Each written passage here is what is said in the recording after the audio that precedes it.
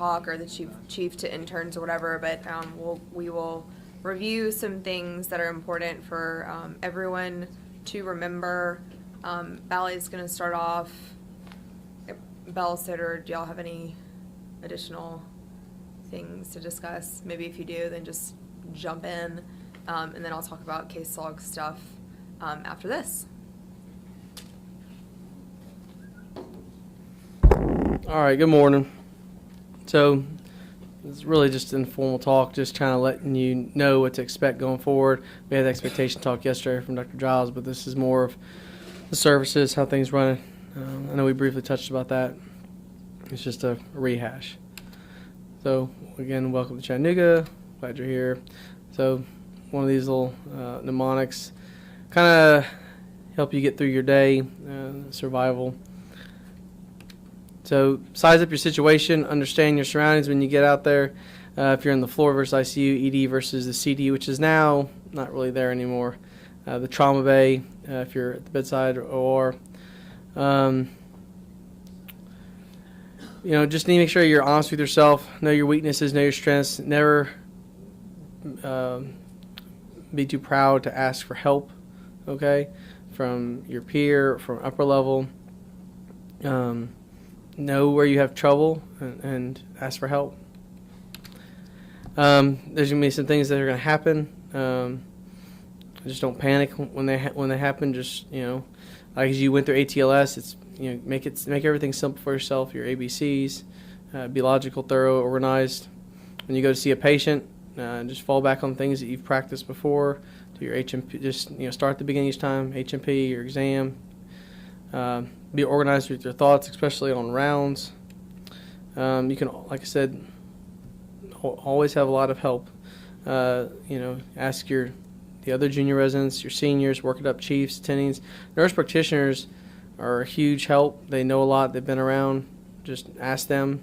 The nurses, one of my favorite questions to ask when I was an intern was, well, what did the other doctors do? What would they do? What are your thoughts on this? What do you think? And that makes them, real happy because they all want to be in charge. So if you if you give the impression that you really want their opinion and engage them, then that really makes them happy, especially in the ICU. The second years coming through.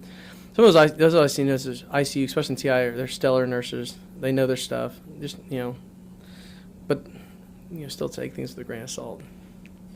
Talk to your nutritionists, case managers, especially on your trauma patients. You need to talk to your PT, your OT, your speech therapy, your RT. When you second, third years, you're going critical care, go to bedside with your respiratory therapist. Learn the vent. They're the ones that you need to spend time with. At night you're going to get calls about people in the ventilator issues. If you spent time during the day with them, the vent better, you'll be more comfortable. Use your staff. Of course, textbook score up to date. Again, remembering where you are, you're at the workplace, try to act appropriate. Remember HIPAA, don't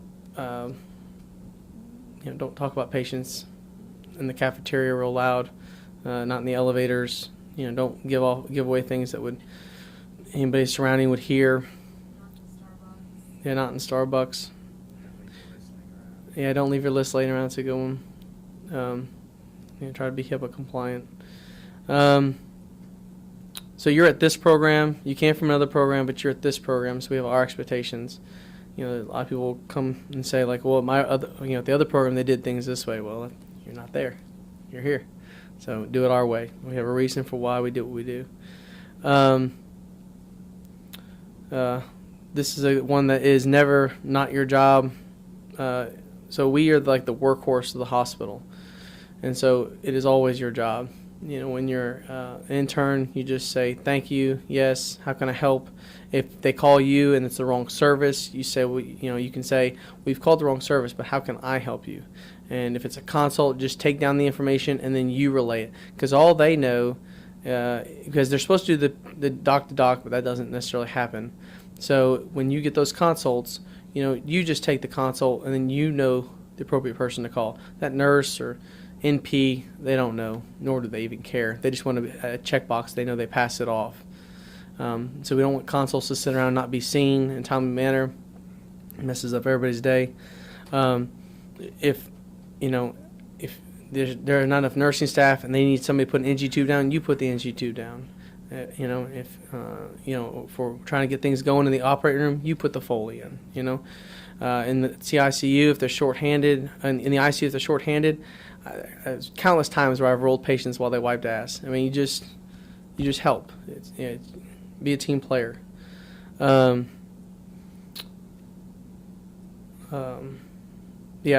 any consult we get, it is a thank you. You just say thank you. We're happy to see it. Then you can pass up the chain. If it's an inappropriate consult, then you tell the senior. Senior will make that decision, or the chief will make that decision, or sometimes the attending makes that decision. But you, as juniors, interns, and juniors, you just say thank you and go see it. Okay. A lot of things are going to happen. You just got to jump in there. But load the boat. I mean, don't try to do it all on your own. Definitely load the boat when there's serious situations happening.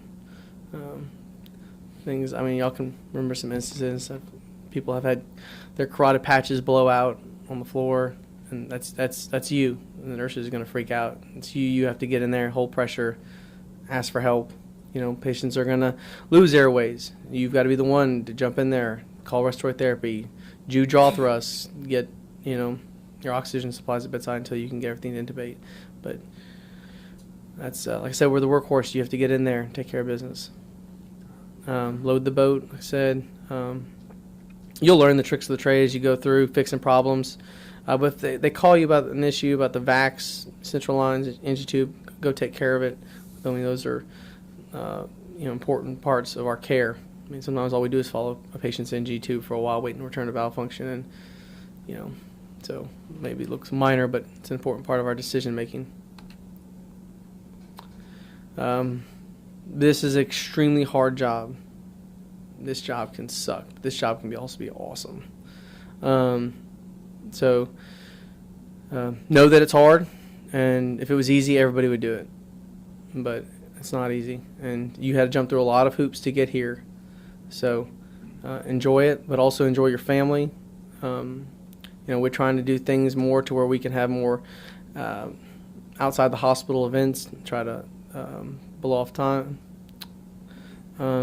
Try to listen to each other. Y'all are you're going to spend more time with each other than you are with your family.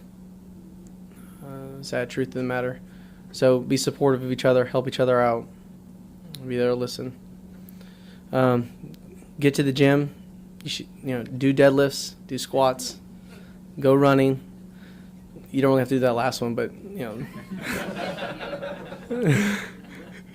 but try to do something physically active. Healthy mind and body. There's the running club. Not for everybody, but there's drinking club. There's drinking club afterwards, and that can be really healthy for you. So come out to that. Like I said, act like the natives. If you don't know what to do in a situation, you can always just ask, what would somebody else do in this situation? What did I see my senior chief or attending do last time? Load the boat, call people. There's people you're going to learn from, and you'll say, that's what I should do. And there's people you're going to learn from, and you're going to say, I'm never doing that. So be cognizant to pick up on both. You earned it to be here, so please live up to the expectations we have of you. This is a great program. If you were here for the talk, chiefs, we've graduated a lot of stellar people who've gone on to, to be directors of programs. So please keep that excellence going. So general intern responsibilities: be on time, rounds, conferences, cases, know your patients, be professional. I shouldn't say anything about that. Enthusiasm. Every opportunity is an opportunity for excellence. All right, Dr. Gates? Every opportunity. So, but when it comes to being on time, sometimes these lists, they can get pretty big. Most important thing is to have seen the patient in the morning. okay? If you can see the patient, at least have laid eyes, hands on the patient, know generally what's going on with them. Your little written note, I mean, hell, you can bring your progress note to conference and fill it out here. But just be on time. At least know the patient. You've seen the patient. Not seeing the patient is not knowing the patient, so it's going to get in trouble. Writing a note, we'll get that figured out. We'll make time. These lists can get pretty big. You can end up having seen 8 to 10 patients at a time. So these are just some things that we like to know. Know your exam findings. You are doctors. You're not secretaries. You're not just scribes. So spend more time knowing the patient, having a plan for the patient, and not just being somebody who just copies down labs and vitals. See the patient, know the patient, because knowing them more makes you look better, and also helps us to make better management plans so we can get these patients out of here faster. Which, the faster we can get people out of here, the smaller the list, less work for you. So, things to carry in your coat. Of course, it might be harder nowadays, but it's always good to have a prescription pad if you can get one on you. See what we can do about that. Your stethoscope should always, patients have this. You need to touch the patient, and the easiest way is just listen to their heart and lungs. I mean, hell, you might not hear anything because they're 400 pounds, but at least it gives them the impression that you're caring, that you're listening to them. You may pick up on things, that are real important. If all of a sudden they've got a rub or something, or they've got this terrible bronchi and nobody expected pneumonia, you might find some expiratory wheezing. It's a major issue. Keep your rounds reports. Keep your phone list so you can call people if you need help. I always carry a pair of needle drivers, scissors on me, which have proved helpful, and a 2.0 silk suture. Just because I've had issues where that's become important for me. But just carry some supplies with you. A pair of scissors is important for dressing changes. Dressings come down post-op day 2, post-op day 3 if they're amputations, or if you've got like one of those silver Mepilex dressings. Incisional vacs come off 3 or 4 days, depending on the attending. Just make sure you know the plan. Talk to the attendings.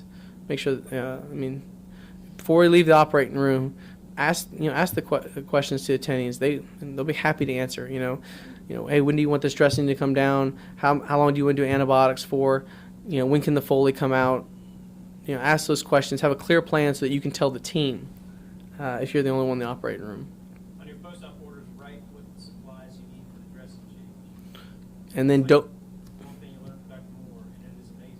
Yeah. For the most part, if you write it on the post-op orders, the next morning when you go to see the patient, they'll be good. You're not going and run around. It's time management. Yeah. Write your dressing orders. Yeah, that would be helpful. So when I ask those questions about, how long should the Foley, the antibiotics, dressing and stuff, just under the procedure note, just write that so that it doesn't get forgotten or lost. Always perform exams, but please do it with a chaperone that's there. You need to be supervised for your lines. That should go without being said. Yeah, 3 or above. Sorry, 2s. But it should be a 3 or above. Somebody who's seen enough lines that they've had to troubleshoot if a problem arises. So here are your intern services: trauma, orange, acute care surgery, general A, B, and pediatrics. The non-intern rotations are research. Those are 2, 3, 4. Your peer rotations, which I believe right now are just 5 and 6s. Surgery C. Surgery C, which are more just upper levels. Your Athens is just your 3s, and critical care is your 2, 3s, and 4s. So trauma. That's terrifying. Yeah. So your patients can be anywhere, but typically 6, IMCU 8 or 9.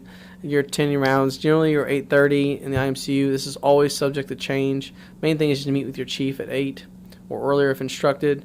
There is well organized notes for y'all, and so just know those boxes. It's very regimented. Just know the boxes, fill out the boxes. Have your medical students help you skeletonize those notes the day before. makes your work a lot easier. Practice presenting your patients. Be organized in your approach. Have a plan of your own, so that show that you're thinking, that you're being a doctor, you're not just being a scribe. Again, keep in touch with your case management, PT, OT, speech therapy. Read their notes, because there's certain things that will stop them from going off to rehab if they walk too far. Maybe they need, OT sees them and says they need certain equipment. Then make sure that there's open communication. You think that these services will be talking, but sometimes they're not. So, you're the quarterback, so lead it. Do your floor work, follow up your orders. These are your attendings on trauma. Barker, Dart, Hunt, Maxwell, Mia, Smith. Again, case managers, the red shirts. Listen to your red shirts. Listen to your nurse practitioners. Been around a long time, seen a lot of things. They're a huge help. Because right now, y'all been on vacation probably, for 4 months now? And so, y'all, it's going to be a sharp learning curve for y'all. These people, this is what they do day in, day out. So, listen to them. And when you're on trauma, you really need to respect the red and gray shirts, because they're secret weapons that you can keep in your back pocket that you can use throughout your entire residency, not just when you're on trauma. Yeah. And they are, They're like extremely knowledgeable. extremely knowledgeable. And they are, Very good They at can what they make do. stuff happen. yeah. If you're having trouble with nurses on the floor and it's one of our patients, I would just go with the red shirts and they'll make it happen. So, Trauma Bay, you've been through your ATLS, your ABCs, get that HMP written, get your orders in, do teamwork style. Somebody's doing HMP, somebody's doing orders. It's a machine. You just have to crank through it, okay? And you just got to get these people in and out. You don't want to get bogged down with 3, 4, 5 consults down there, and you're still working on the first orders. It slows up the whole process. Somebody has to walk with the patient to radiology. Patients have coded on the CT scanner. One of y'all has to be present. Help with lines, tubes, suturing. Your conferences are there. You have discharge planning on Tuesday. No names are mentioned. Burn rounds was in the TICU after conference 9:30. We're going to talk about bringing that back. That was pretty good, but that's up in the air right now. Surgical critical care lectures on Fridays. Make sure you read your articles for that. It's a good time for you to learn. It's a real laid-back environment. Learn how to read scholarly articles. You have your clinic every other Tuesday. Go to clinic. Help your fellow out. All right, if they're to the unit, make sure the person on call knows about it. Please call them. Don't let them find out that somebody just showed up in their unit. And if they're coming from the unit, please call the floor team. Let them know what's coming out. If we're transferring a patient from the trauma service to ortho, that is a chief-to-chief talk. It's not for interns to do. Communication is key. Just keep the communication lines open. If you're going to a SNF rehab, make sure you get your discharge stuff on time. And Shepherd requires a discharge summary before they're actually discharged. Orange service. This is the resident run service, the chief service. Our patients are everywhere. They're people without insurance or with terrible insurance. And we have rounds on Monday and Friday with an attending. We dress nice. We look fancy. We have clinic on Tuesdays and Fridays. If you're free, just come on to clinic. As far as when I'm chief, there will always be snacks. These are our two docs. We got Dr. Arnold and Dr. Bryce. They see patients with us and we bounce ideas off them. There's also breast, colorectal, and vascular. They're just on the other side, but you see those patients too. Help out and get a wide variety of experience. Endocrines every other month. That's with Dr. Giles. Then you have your ACS service. Again, patients everywhere, but typically 8 north and south. Medicare B is best, and that means the doctor gets paid, so that's why it goes to ACS, and then all the other private insurances. You have your in-house consults, your consults, your line consults, and when you get those consults, you say thank you, and you see it. Your main OR and your plaza cases. Your tenure rounds usually around 8:30, subject to change. and you as well. And if we do the burns rounds, everybody comes to that. Again, it's the same. Our trauma surgeons are also our acute care surgeons here. So, then we have General A. This is more of your elective general, your colorectal, your breast, oncology, hepatobiliary, endocrine, and foregut surgeries. You have chief rounds on Monday at 7. Then you have your attending rounds on Friday. Dress up. These are teaching rounds. So the chief will Thursday, by Thursday, will have talked to the attending. There will be a subject matter. You should read up on that subject matter so you can actually be part of the conversation for Friday morning. Tumor board on Friday at noon. It's excellent to go see. But you might have cases, but try to make it to that. It's main OR and Plaza. A lot of times Plaza. Make sure you check in the Plaza schedule. You want to communicate with the attending about their patient every day. You do not wait for them to call you. Be proactive. Show that you care. Just give a shit. And there's a lot of them. So, but they're great. They want you to call. They love to teach. Vascular. What they really want to know, you need to know your pulse exam. If you can't feel it, get the Doppler. And if you don't know, just say, I don't know. I tried and couldn't find it. There was a cap refill, but I still couldn't find it. The foot was mottled. It's good. We need to know changes because things can change with these patients. Things can change very acutely, and you have a window, right? If a leg goes down, you got about 4 hours. Less than that, but about 4 hours is your mark. You need to know the anticoagulation status. Know their neuro exam. Look at their groins. You make sure to know hematomas, pseudoaneurysms forming. Follow up on your imaging, your duplex. There will be VASCATH consults. Those are counted as your lines also. Again, you need somebody who's 3 or higher.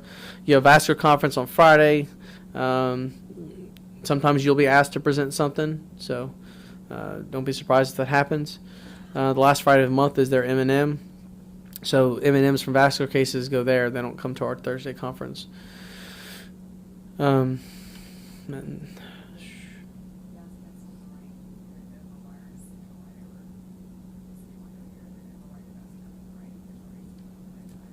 okay.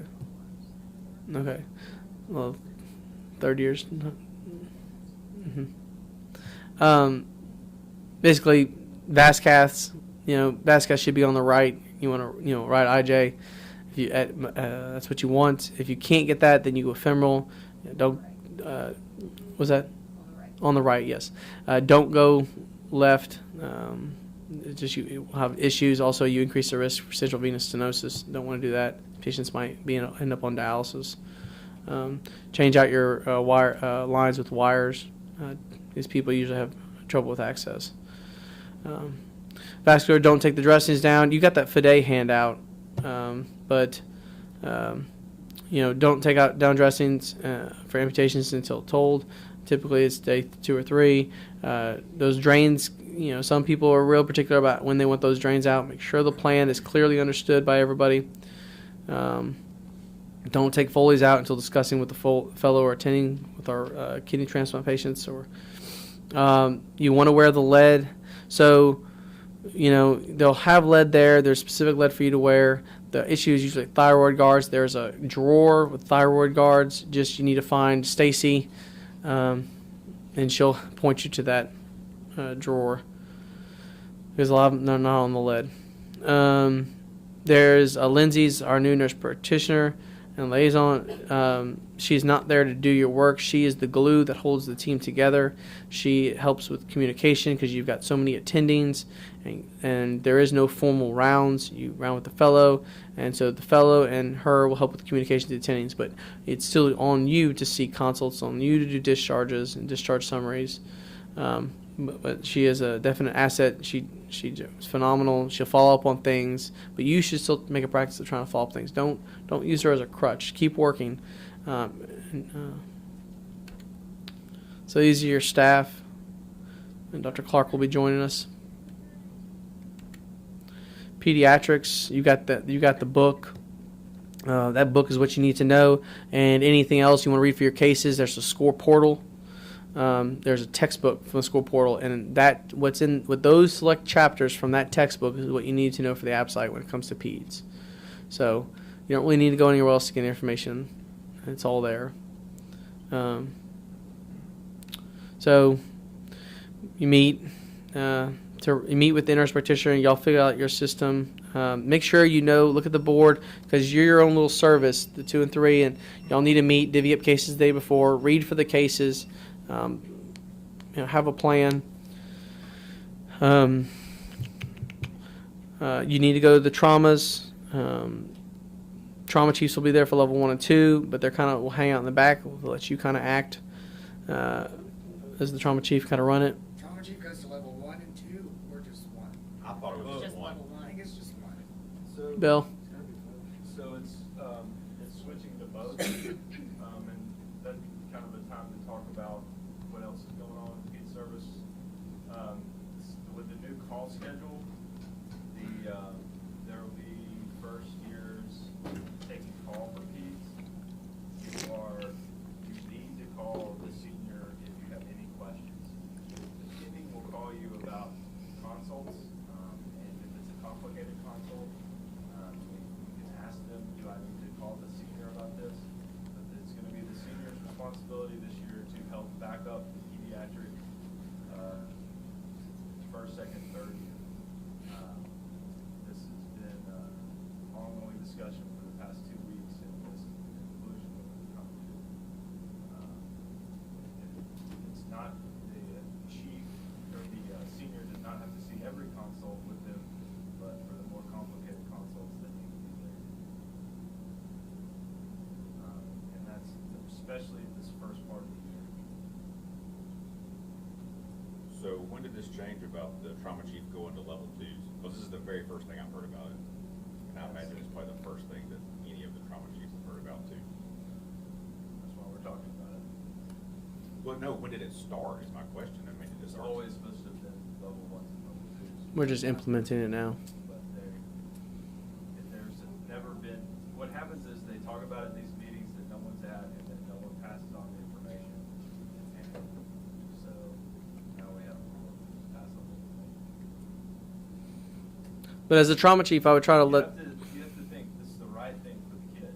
You've got a second year that doesn't know his ass from the hole in the ground, you have complicated pediatric trauma, that the desk clerk is making the decision on whether it's level 1 or level 2 based on a report from an EMS provider that may or may not know how sick the kid is.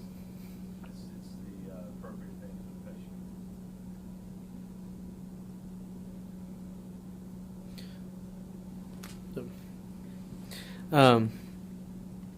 And the red shirts will be responding to those as well, right? That's correct.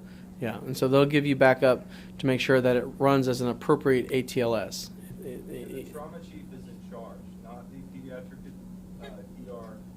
At these level 1 and level 2s, the trauma chief is the person in charge. So everybody needs to identify So themselves. that They needs to don't- be made clear to them, because it's a very clear. It is clear to them. It's been brought up at many meetings. They understand that. But when you go in there, you have to say, I'm Nico Domingo, the trauma chief. You know? And so that everybody knows, because they don't know you. You go to the adult side, they know who you are. You know, they may just think you're some intern or something. So, That's a really important point about identifying yourself, whether or not you're in the PTR, the PEDS floor, the PICU, or the NICU. I'm sure all their own little special hellholes, but identify yourself. Just, hey, I'm the surgery resident coming to see this baby, this child, whatever. And just identifying yourself will help stave off issues. It will not ameliorate them completely, but it'll just help. And when you go to the NICU, for God's sakes, wash your hands. Oh. Take Make off your your wash. Use off your rings. Hand sanitizers for each safety station. you can't wash your hands. Can't wash your Is that hands. new? Domingo got written in for washing his hands. Shut up. All right. We digress. Okay. Yeah, I guess you were. I told them that I wanted to wash my hands because I just ate and I felt like it would affect any situation.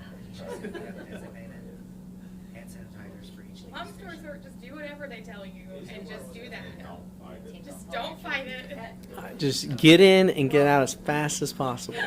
Except when the nurses tell you to not unwrap the babies and not touch the babies, because they will ask them for their first and last name, give them to one of the chiefs, they'll be written up for that. They're not allowed to do that to a consultant, but they don't like you touching their babies. Be very nice about it, just get their name, but then say, you know, I really am going to have to examine the baby because we're monitoring X, Y, and Z, and just move forward. If they get even more obstructionist than that, then you need to tell the attendant. Attempt to rewrap the This baby. is a good time to talk about kind of what Mary Catherine was talking about. If you're seeing a patient and the nurse does not agree with what you're doing, explain to them what you're doing and why you're doing it. And if you don't know why you're doing it, then you're probably not doing the right thing. So, you know, use that as a time to teach them, give them the knowledge of what you're doing. This is really critical in the adult ICUs as well. A lot of these nurses have been doing this longer than you've been born.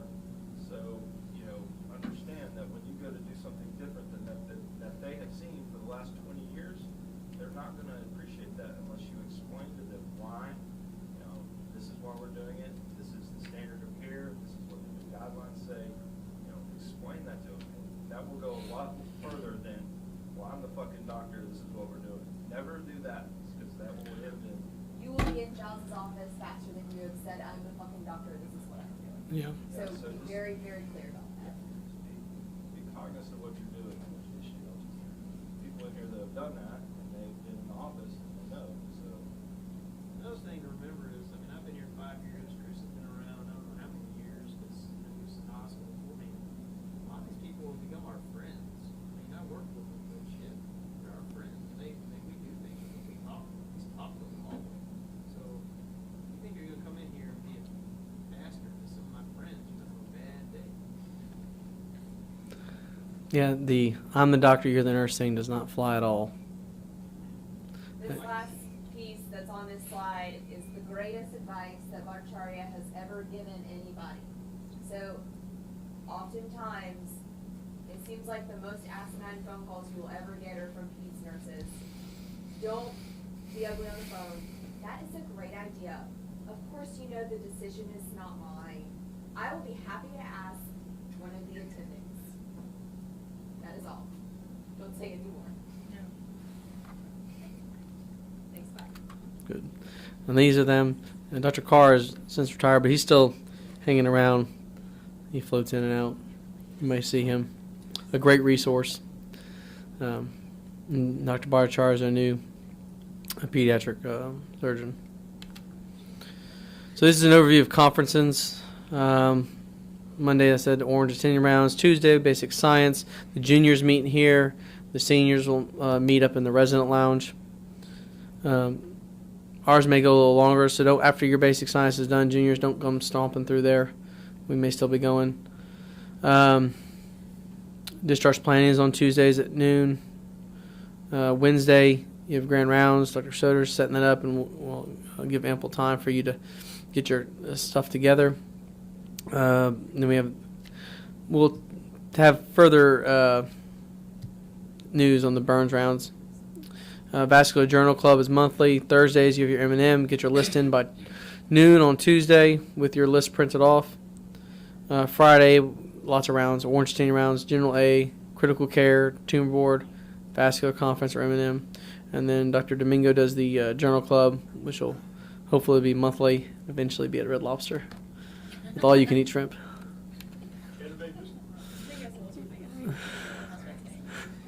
So as I said, junior basic science. I'll pull up the SCORE website. Do y'all have y'all SCORE logins yet? Well, that's a shame. I'll talk to Maggie about that. When you make your slides, you want to do a minute per slide. Dr. Lloyd may want to speak on this. He's helping run that. It used to be less than Okay. 20 minutes, and Nelson Slash 15. Nelson will lose his mind. If it goes more than 15.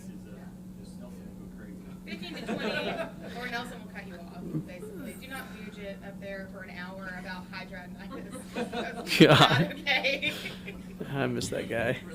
He was crazy. For an hour. An hour. M&M on Thursdays. If the chief was scrubbed into the case, then it's the chief who will present, unless the chief says otherwise. But the chief should present. If your senior is involved in a case, that senior presents. If y'all want to do like a joint presentation, that's fine. But the senior most person should be presenting at M&M. If you want to come stand up, or if you were the person who was specifically responsible for and has to answer for, I got fidgety and decided to stab the aorta, then you should have to discuss that. So make sure when you come, you have a good timeline. It really, really upsets the attendings after talking with them if you come up here and you're like, I got this female, they came in, and you don't know when they came in, you don't know their age.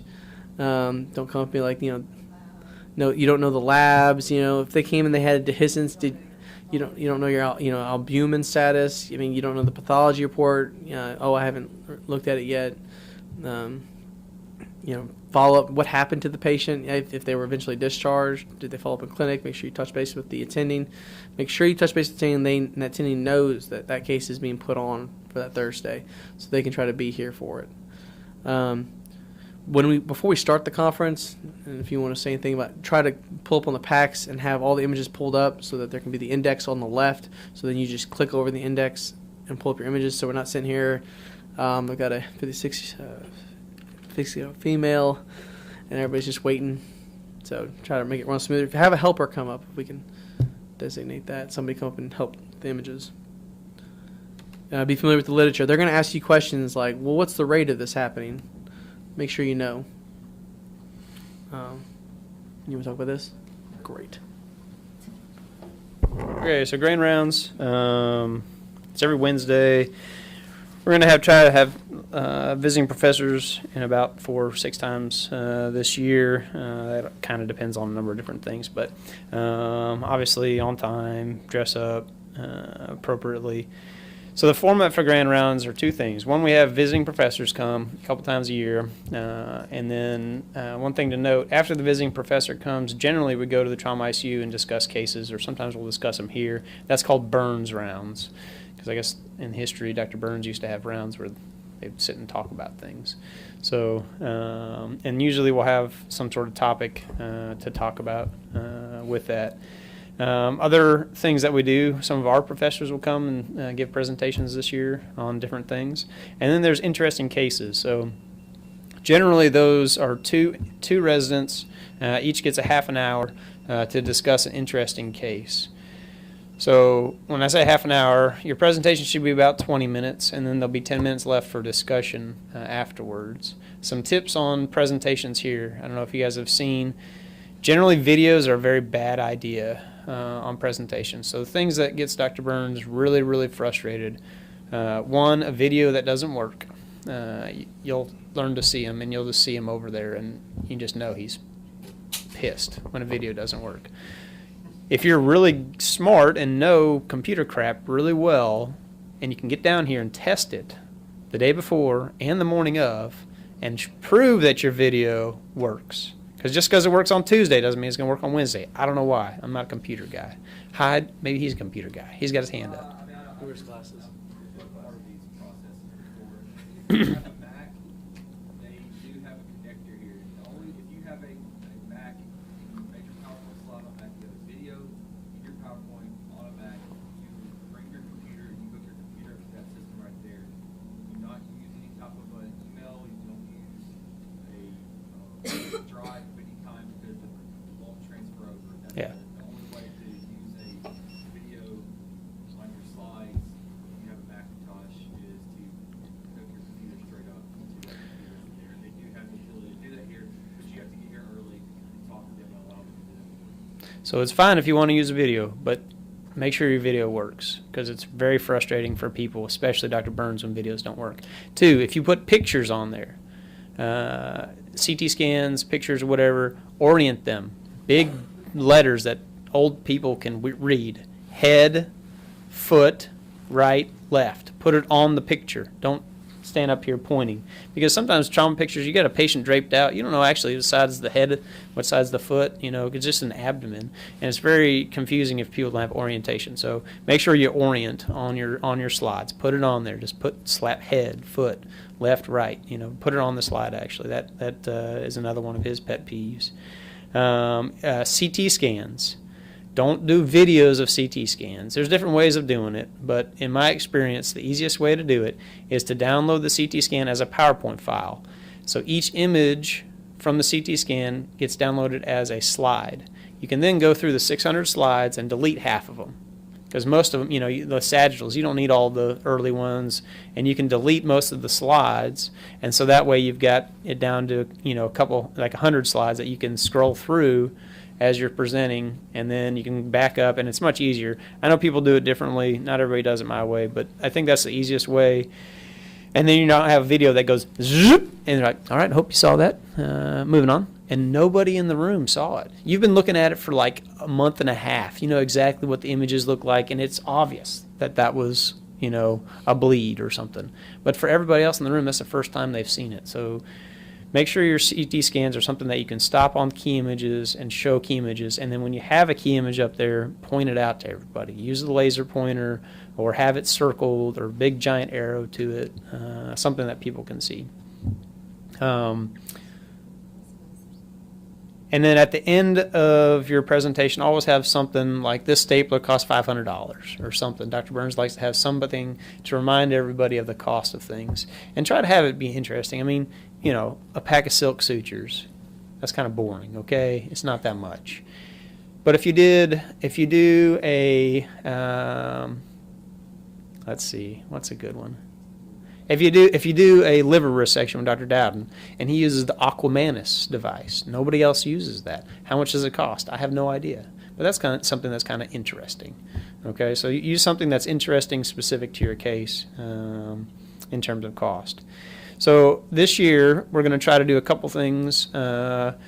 I'm going to try to have everybody's interesting cases during the research months if possible. Not everybody's going to have that, but I'm going to attempt to have everybody scheduled to do their interesting case during a research month for those people that have research, just to try to help out.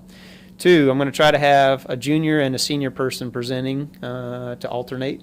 On the same day, there'll be somebody that's a little more junior, somebody that's a little more senior type thing. 3, for your prelims, you guys want a job, right? And some of y'all might want a job here. So everything you do is an interview, right? Like right now, you're on an interview. Grandrounds is an opportunity, a forum for you to present yourself to all the staff and all the residents and make an impression. So I'm going to put you earlier in the year because it doesn't make sense for you to give Grandrounds in May when they've already decided if they're going to give you a job or not. So I thought it would be a good idea for you guys to be able to present in like October, November, something like that, to give you guys an opportunity to show your stuff. I mean, you guys are smart people, and get up here and give a good presentation, and Dr. Burns will remember it. He remembers everybody's Grandrounds, and he talks about it. So he'll remember who that person did a great job, or those kind of things. So I think it's a good idea. If y'all don't want to do it, let me know. We can move things around, but I think it's an opportunity for you guys to get up here and show your stuff and show them that you deserve to be here. So with that in mind, today, when you go to the operating room, when you're talking about cases with people, be on the lookout for interesting cases and look for something that's interesting. And if you see something that's interesting, take pictures. Then ask the nurses. They'll help you take pictures if you're in the operating room, and be cognizant of that, the fact that you need something. And you can also ask around, like if you truly haven't been around for something interesting. Yeah. Like my first couple ones were ones that seniors had in their back pocket that they already have a presentation they're doing, but they have a case that you could work up and present as well. So there's always something to find. Yeah. Yeah, I've got one that, I don't know when I'll be able to present it, so if somebody wants one, they're happy to use it. So that's the thing. I mean, it's better if you've participated in the case, but if, again, early on in the year, you might not participate in an interesting case. So,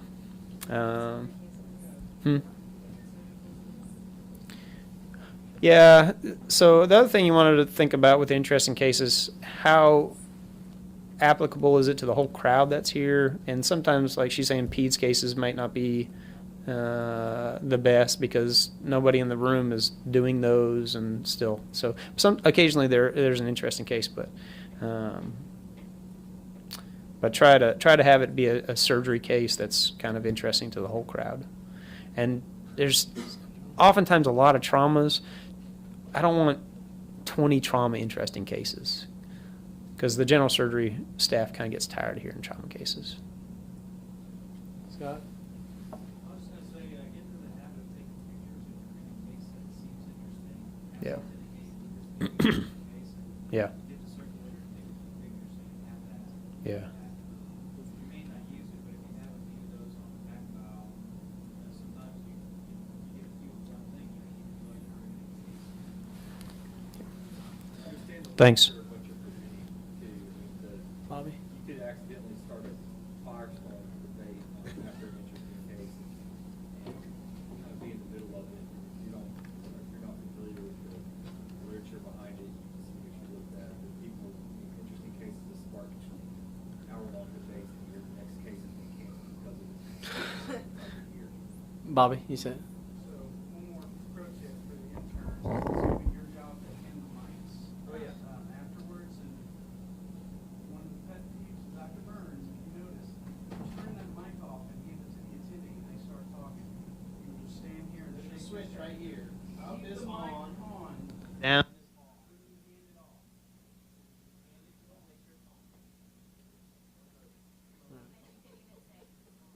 Okay.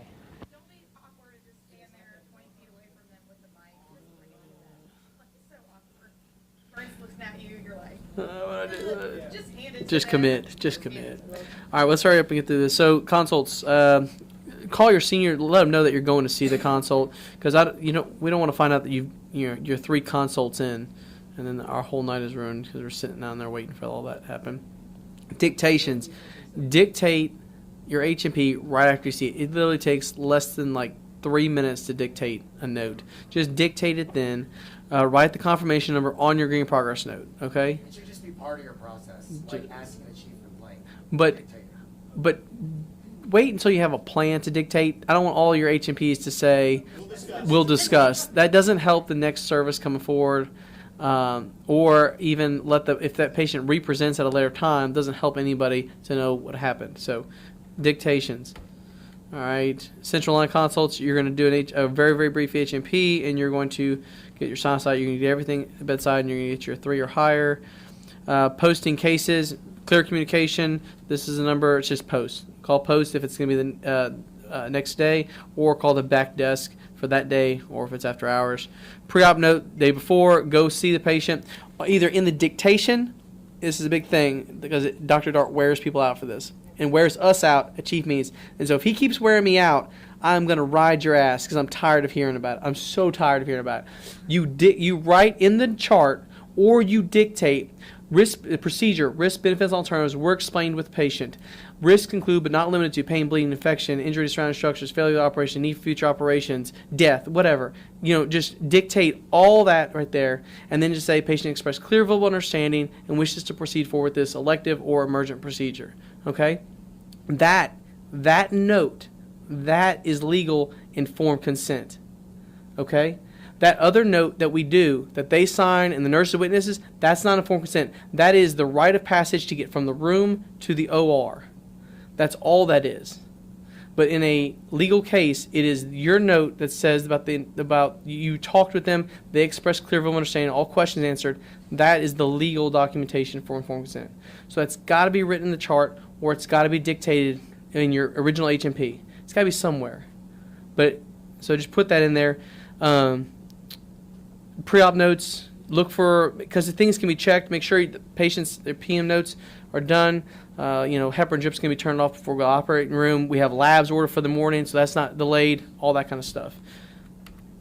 In the pre-op holding, get the H&Ps done, okay? Make sure there's one from the clinic, or make sure you're doing one. So try to get to your case 30 minutes before it starts. All right. Operating room, you're going to help, you're going to do stuff, you're going to post-op. Post-op, 4 hours. That's the goal. You want to try to get there at 4 hours after the operation to post-op them. Overnight call. That's a new thing we got going on. Call, see people. You're on call. Go see stay awake, see people. Don't just go sleep all night. If you go see the patient, write a note. Yes. Call every time. freaking time. Doesn't have to be 20 lines. No. Just that you were there. Yeah. Call Yeah. to see patient. Doing okay. KOKO. KOKO. Only one person gets to write KOKO. The guy with the hair. That's right. So all surgical patients get an AM note. ICU patients get an AM and a PM note. I'll tell you, might want to just do like a PM round. It'll make AM rounds a lot quicker for you if you talk to the patient and the patient expects what's going to happen in the morning when you come and wake them up. Document. CPOE. Just do it. Medical records. Just do it. Do them on Friday, because I don't know where the magical witching hour is, but there's a list that gets turned in for who hasn't done it, and Giles gets a list. Let's try this year to not have anybody on the list. So every Friday, people sit down and just do it before you go for the weekend. Friday's your day. Sit down, get your physician's portal signed. Dictations. Make sure we know who's dictating the operating OR note. There's a new thing about if we don't get it dictated the day of the surgery, they're withholding funds. So you will be taking money out of your attendings' pockets. So you can imagine that will not make them happy. If you're the reasons why they're not getting paid the full amount they should get paid. So dictations for operative notes needs to be done the day of surgery. Death summaries is also an issue. ICU people, not only should you write a death note in the chart with your death exam and your time of death, dictate the death summary as well. There was recently a case where like the last thing written in the chart was patient doing great, and then they died. And no physician documented in the chart time of death, their death note, patient doing really, really badly, family called multiple times because they're about to code. Nothing. Patient doing great, then patient dead. And then no one dictated a death summary. So this gets talked about in meetings, and it makes everybody look bad. Just do it. And if you're the physician that is there for the pronouncing of the death, you dictate the discharge summary. Don't send it to somebody Do else. not That's send it just to an somebody asshole just move. because you're covering at night and that's their patient during the day, or I think that's how if you're there for their death, you dictate the death summary, regardless of whatever. Skills lab going forward. This is scheduled. You've been talked about the curriculum with Dr. Giles. This is mandatory. This is protected time. I mean, that's it. And this is homework. This is not. This will not be logged as work hours because this is your homework. This is your time to work on your skills. I have 2 pigs on Thursday. I'll continue to have pigs on Thursday for the more senior people, interns. You've not earned the pigs yet. You have not earned to operate on them yet. You need to get your skills set so you don't waste time on the pigs. But I expect anybody who's on research, if you're on research on Thursdays, you are expected to be there. You know, basketball professionals, they shoot a free throw thousands of times. You know, so I expect you to at least come in and throw some stitches because you all suck. Y'all can get better. And there's lots. It's the truth. Advisor meetings every 6 months. New Innovations has it. Fill out your innovations. Fill out your work hours. Do it on Friday. Just pick a day and do it. I don't know what the magic witching hour for that one is, but Giles gets a list also about that, about who hasn't turned in stuff. And they're going to be watching us like hawks, like Dr. Giles say. So I'm just saying Friday should be your day because for Physicians Portal and your work hours. Adhere to your work hours. We adhere to our work hours strictly here. We follow rules here. Rules are rules for a reason. We will not go over your work hours. If you have gone over your work hours and you are still here, you are free to leave at any time. If you continue to be here, this is your hobby, and you are here on your own free time as a free agent. But once your work hours are over, you are free to leave at any time. We do not violate our work hours. Some people like to garden. Some people like to do surgery. So this is hobby time if you're here after your work hours. So don't log it. Vacation, I think this has all been talked about. Vacation, weekends, conferences, we all talked about that yesterday. Check out. Check in. Check in, check out. Make sure we do that. Things change constantly. Go with the flow. Don't fight the system. It wins. Needle stick exposure, if it happens, notify people. Just don't be afraid to ask for help. Load the boat.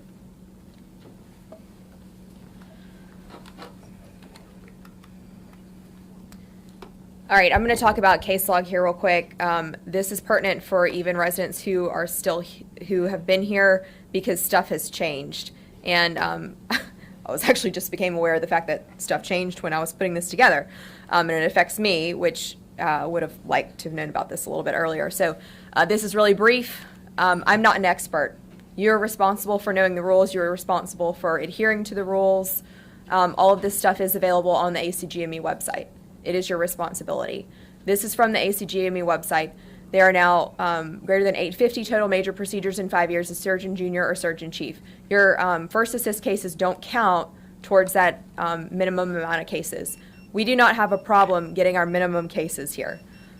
You have to have greater than 200 procedures as surgeon chief. This is up from last year. Additionally, you now have to have greater than or equal to 40 cases in surgery critical care and greater than 40 non-op trauma logs. These are the ones that have changed specifically that we need to know about. Pancreas cases and liver cases are now 5 apiece. If you're a junior on service and for whatever reason your chief is like not there or not available or whatever and you have a pancreas or liver case, that is not your case. All of the chiefs still need pancreas and liver cases, so you call somebody and make sure that that case is covered. Technically, there should be a chief on every service. We have 5 chiefs now, but I mean, stuff happens, people are on vacation. If there is a magical liver or pancreas case, it is not your case until all the chiefs have their cases. The next business about this non-op trauma, you have to log your non-op trauma. Trauma chiefs need to log non-op trauma. What ACGME website says is multi-system major trauma. So patients that you're like admitting to the ICU that fit that bill, log those. Surgery critical care cases, that's 40, that's up from 25. You do a lot of months of critical care, you think that really shouldn't be hard, maybe you can put it off until that last month. Well, that last month you have a whole bunch of rocks and you don't have new patients coming in. It can be hard to log all of those consistently, or you can log ICU patients that you manage, like on the ACS service, who don't have a critical care consult. LAP basic is up to 100 from 60. LAP complex is up to 75 from 25. Laparoscopic ventral hernias never need to be uncovered.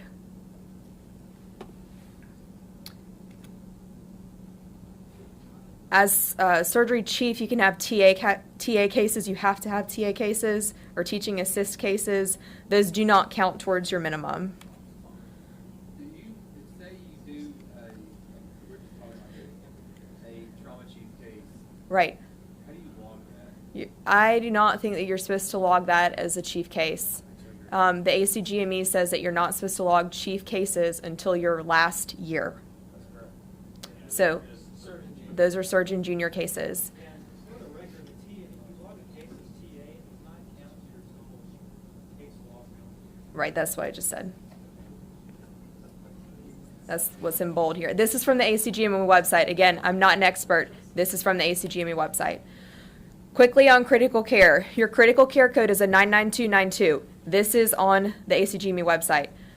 It was 25. Your new requirement is greater than equal to 40. So you should pick, so when you pull up your case log, which is probably a good time to show you how to do that, hit case log system. You should have a username and a password.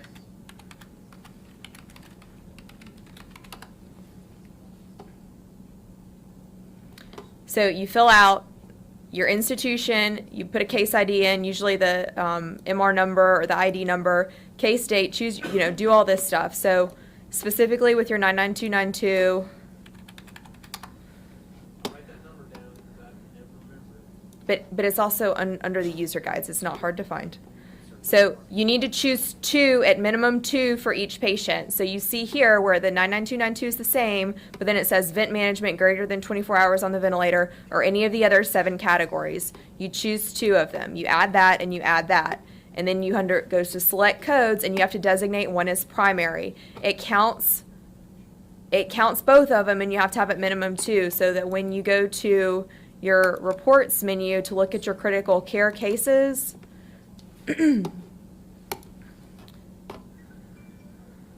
this is what comes up. So it counts.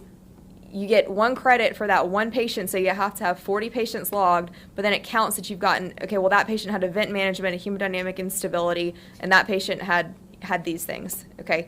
So you have to do it. This is different than it has been. You just have to do it.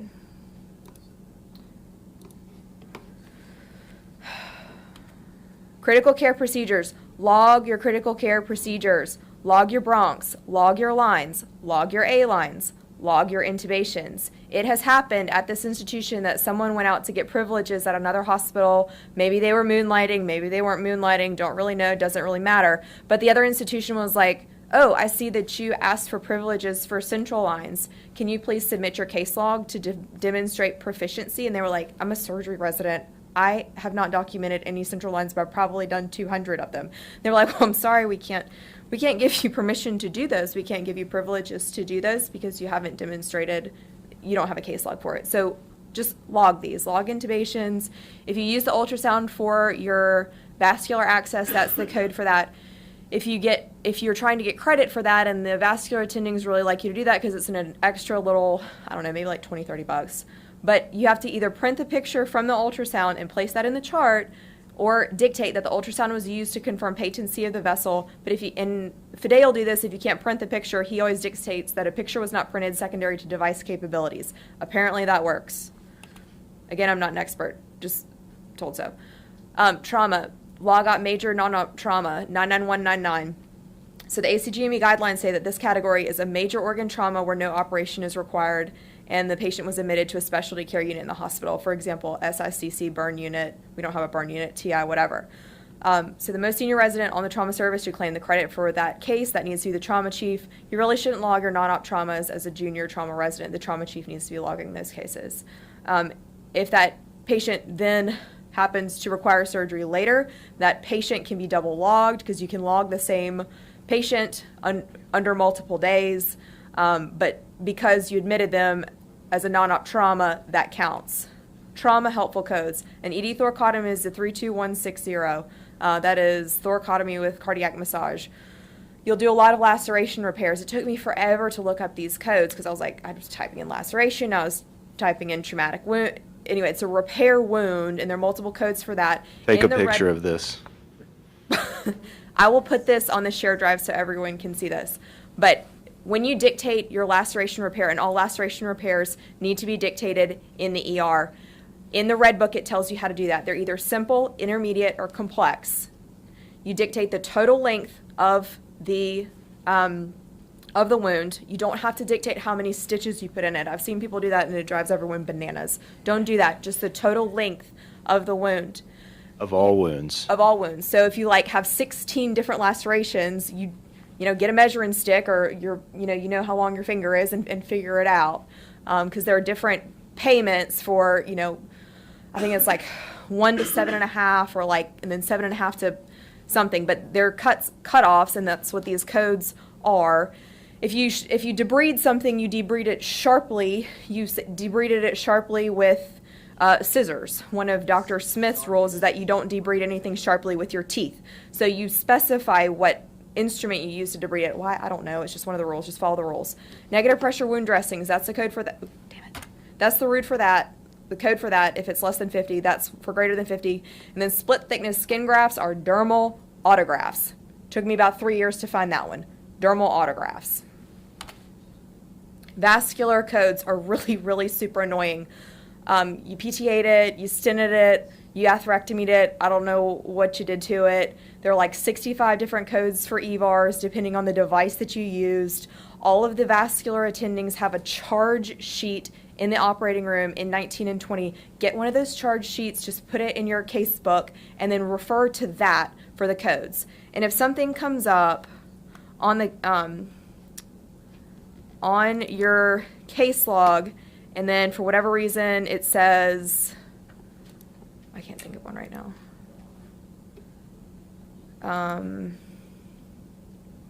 Sometimes you'll put something in and it's it'll come up as not for major credit. Try to find something that will give you major credit for it.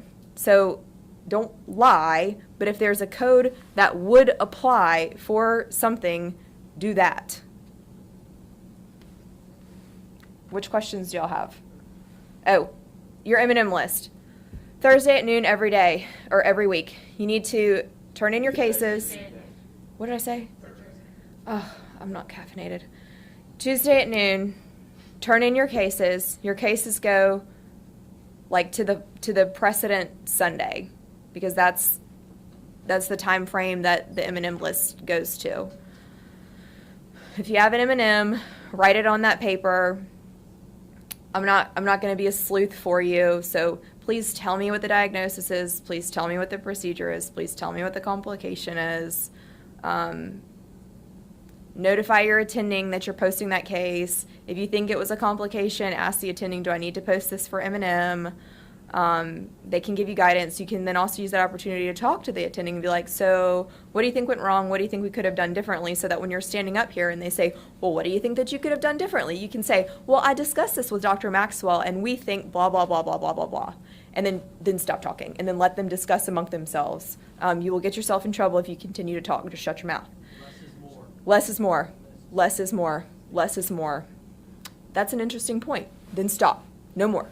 No more. You didn't read some obscure journal from Scandinavia about they had a case series of 20 patients who did blah, blah, blah, blah, blah. So unless you're an expert on the literature, just don't bring it up. Just don't. Just shut your mouth. That's all you have to do. If you don't have an M&M and you don't have cases, you don't have to turn in a blank sheet of paper. Just sign the list and hit no, and then yes, just hit no.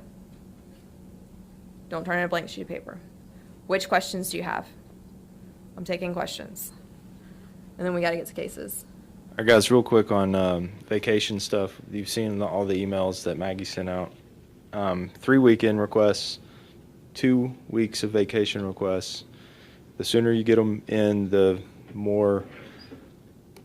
greater the chance that it will get approved. August schedule will be out by the end of the week. I'll try to have the August and September done this week, and then September should be done next week. Now that I have I was waiting on the skills lab curriculum A and B rotation schedule for the interns, because I have to protect your time for those Tuesdays and Thursdays, so it makes it a little harder to make sure that everybody they're not post call for the skills lab. So if you're not there and I go through all this time to make the schedule to where you can be there, I'm gonna be really upset. And then all your vacation approvals, all the ones that have been sent to me, I should get back to you by the end of this week, whether or not they're approved or not. Remember, like Dr. Giles said, one of your vacations has to be on research.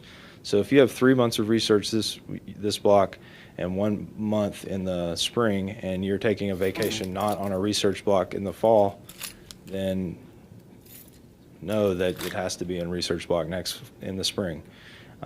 So I keep tabs on so there's a lot of people that have requested off not on research this in the fall, so just make sure that you know that it's going to be in a research block in the spring. That's just kind of the policy. I mean, it makes no sense to be off for 4 months of research and then miss a week of ACS when you only have 1 month of ACS for the whole year. So just think about that. Any questions, concerns, followers? Real quick, communication, text messages are somewhat okay. If you don't get a reply, Then it's like you never texted. it didn't exist. So, because a lot of us, Dr. Smith does not allow you to have your cell phone on in operation. So if you text or call, you will not get it. Our pagers are always on. You send a text, don't get a reply, wait a minute, and then either call, and if you don't get a reply from the call, somebody doesn't answer the call, send a page. When we were interns, we didn't use cell phones at all. Last business about communication as well. If any senior is going to take a case to the operating room overnight, you will call your chief about it. Doesn't matter if it's a laceration repair. Or during the day for that matter. Or during the day for that matter. If there's a new case posted emergently that the attending sent over from office, or the GI attending Or you're on another called. service and just decide to take it for a general surgery. Yeah, don't do that. Don't. You can Not very much. Communicate. Try to operate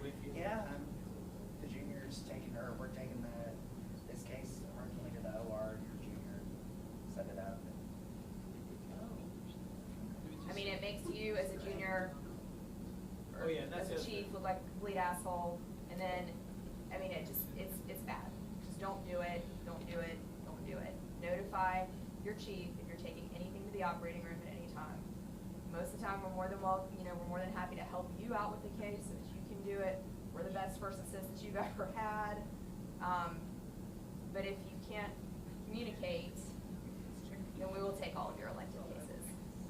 And if you're doing stuff on the floor, don't call us to the operating room, just come to the operating room and talk to us. It's very hard for us to operate while we're on the phone.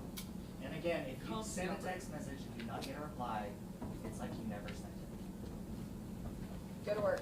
Thank you.